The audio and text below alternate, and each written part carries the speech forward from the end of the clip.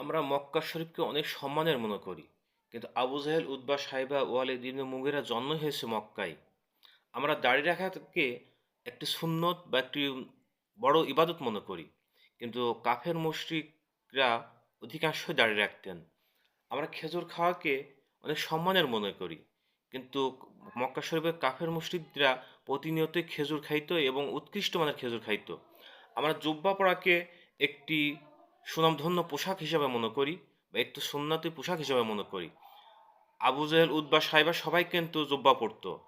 আমরা বিসমিল্লাহ বলে খাবার খাই, আবু জেহেলরাও কিন্তু বিসমিকা বলেই খাবার খাইতো। কাবা শরীফকে আমরা আল্লাহর ঘর হিসাবে স্বীকার করি।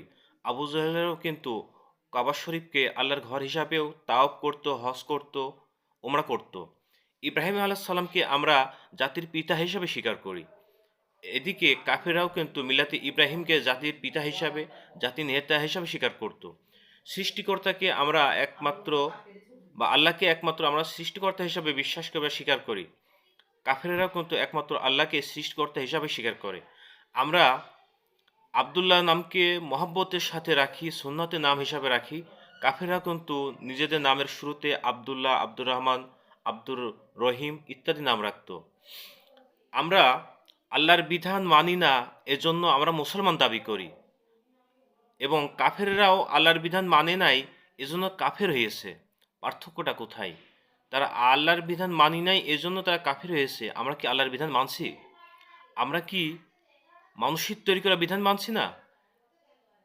বিধর্মীদের দেয়া বিধান মানছি না? তাহলে কাফেরেরা যদি এত কিছু মানার পরেও, মক্কা শরীফে জন্ম হওয়ার পরেও, দাড়ি রাখার পরেও, জুব্বা পরার পরেও, খেজুর খাওয়ার পরেও, ইব্রাহিম আসসালামকে জাতির পিতা, জাতির নেতা হিসাব মানার পরেও তারা যদি কাফের হয়, আমরা কিভাবে মুসলমান দাবি করি? এটা আপনাদের কাছে প্রশ্ন।